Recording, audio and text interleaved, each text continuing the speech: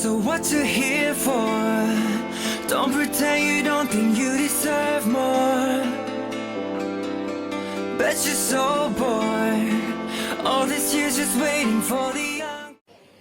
Assalamualaikum warahmatullahi wabarakatuh. Halo semuanya, apa kabar?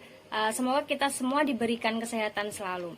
So, minggu lalu kita telah mempelajari materi tentang NPWP dan ruang lingkupnya. Nah, untuk pertemuan kali ini kita akan mempelajari materi tentang permohonan nomor pengukuhan pengusaha pajak. Jika kita adalah seorang yang pernah berkecimpung dalam dunia bisnis dan menjadi seorang pengusaha atau pebisnis, maka pastinya kita sudah paham jika bisnis dan pajak merupakan sesuatu yang tidak bisa kita pisahkan. Pada intinya juga, semua pengusaha harus paham jika mereka terjun ke dunia bisnis, maka mereka berkewajiban juga untuk membayar pajak kepada negara. Namun ada hal yang perlu kita ketahui bahwa tidak semua pengusaha yang memiliki bisnis diwajibkan untuk membayar pajak kepada negara. Selain itu, masih ada banyak peraturan yang perlu kita ketahui sebagai seorang pebisnis. Dan untuk mengetahui hal tersebut, mari kita bahas sedikit tentang PKP dan juga NPWP. Oke, jadi pertama kita akan membahas mengenai apa itu PKP dan juga apa itu NPPKP. Jadi PKP atau pengusaha kena pajak adalah pengusaha atau pebisnis dalam suatu bisnis atau suatu perusahaan yang melakukan penyerahan barang kena pajak dan atau penyerahan jasa kena pajak yang dikenai pajak pertambahan nilai berdasarkan Undang-Undang Pajak Pertambahan Nilai tahun 1984 dan perubahannya. Tidak termasuk pengusaha kecil yang batasannya ditetapkan dengan keputusan Menteri Keuangan, kecuali pengusaha kecil tersebut memilih untuk dikukuhkan sebagai pengusaha kena pajak.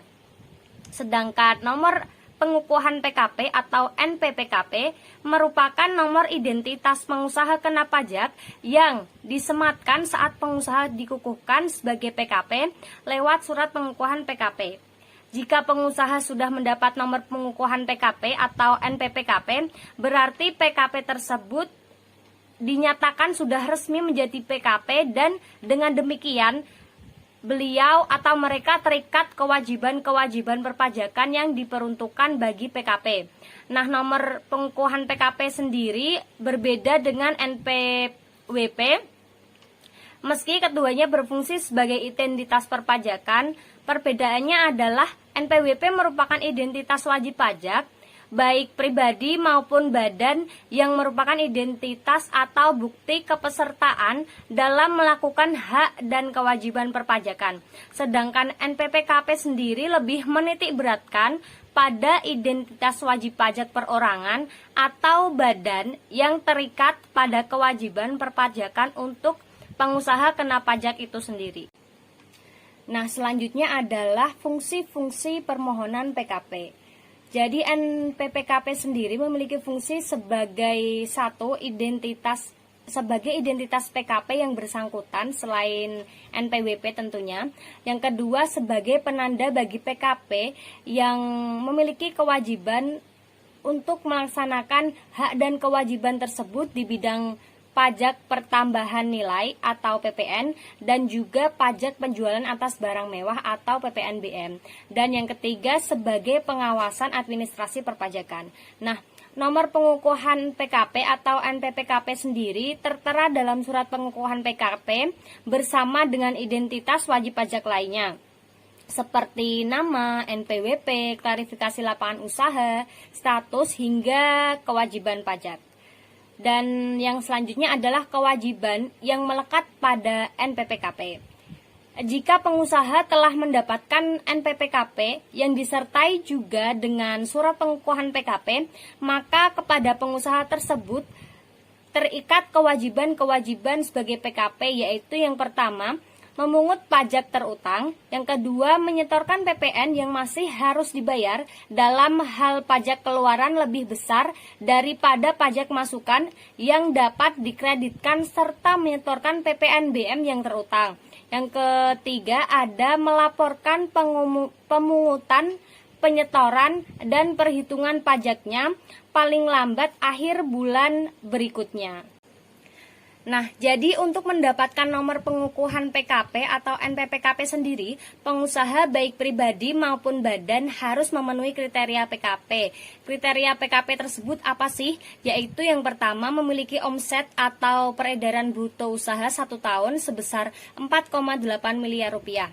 Nah, pengusaha yang sudah memiliki omset per tahun sebesar 4,8 miliar rupiah atau lebih wajib dikukuhkan sebagai PKP dan harus melaporkan usahanya untuk dikukuhkan sebagai PKP. Sementara bagi pengusaha yang belum memiliki omset sebesar 4,8 miliar rupiah namun ingin dikukuhkan sebagai PKP, mereka juga bisa mengajukan permohonan pengukuhan PKP untuk mendapatkan surat pengukuhan dan nomor pengukuhan PKP atau NPPKP.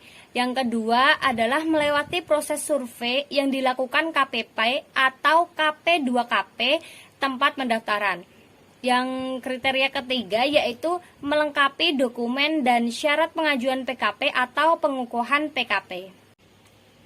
Nah, adapun dokumen-dokumen yang harus dipersiapkan untuk pengukuhan pengusaha kena pajak dan mendapatkan NPPKP adalah untuk wajib pajak pribadi, dokumen yang harus dipersiapkan adalah fotokopi KTP untuk warga negara Indonesia dan fotokopi paspor, fotokopi kartu izin tinggal terbatas atau kartu izin tinggal tetap bagi warga negara asing yang dilegalisasi oleh pejabat yang berwenang. Dokumen yang kedua adalah dokumen izin kegiatan usaha yang diterbitkan oleh instansi yang berwenang, dan dokumen ketiga adalah surat keterangan tempat kegiatan usaha atau pekerjaan bebas dari pejabat pemerintah daerah, sekurang-kurangnya dari lurah atau kepala desa. Adapun untuk wajib pajak badan, dokumen yang diperlukan adalah fotokopi akta pendirian atau dokumen pendirian dan perubahan bagi wajib pajak badan dalam negeri atau surat keterangan penunjukan dari kantor pusat bagi bentuk usaha tetap yang dilegalisasi juga oleh pejabat yang berwenang. Yang kedua ada fotokopi NPWP salah satu pengurus atau fotokopi paspor dan surat keterangan tempat tinggal dari pejabat Pemda sekurang-kurangnya lurah atau kepala desa dalam hal penanggung jawab adalah WNA. Yang ketiga, dokumen izin usaha dan atau kegiatan yang diterbitkan oleh instansi yang berwenang. Dan yang dokumen terakhir adalah surat keterangan tempat kegiatan usaha dari pejabat Pemda sekurang-kurangnya lurah atau kepala desa. Selanjutnya untuk wajib pajak badan berbentuk kerjasama operasional, dokumen yang harus dipersiapkan adalah 1. Fotokopi perjanjian kerjasama atau akta pendirian sebagai bentuk kerjasama operasi atau joint operation yang dilegalisasi juga oleh pejabat yang berwenang. Dokumen yang kedua yaitu fotokopi NPWP masing-masing anggota bentuk KSO yang diwajibkan untuk memiliki NPWP. Yang ketiga ada fotokopi NPWP orang pribadi salah satu pengurus perusahaan KSO atau fotokopi paspor dalam hal penanggung jawab adalah orang WNA. Yang keempat yaitu ada dokumen izin kegiatan usaha yang diterbitkan oleh instansi yang berwenang.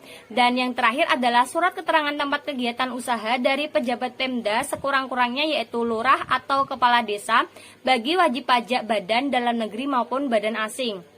Nah, kelengkapan dokumen-dokumen ini nantinya akan disampaikan kepada Kantor Pelayanan Pajak atau KPP atau KP2KP. Nah, pengusaha akan menerima bukti penerimaan surat. Setelah itu, KPP atau KP2KP kemudian akan melakukan survei.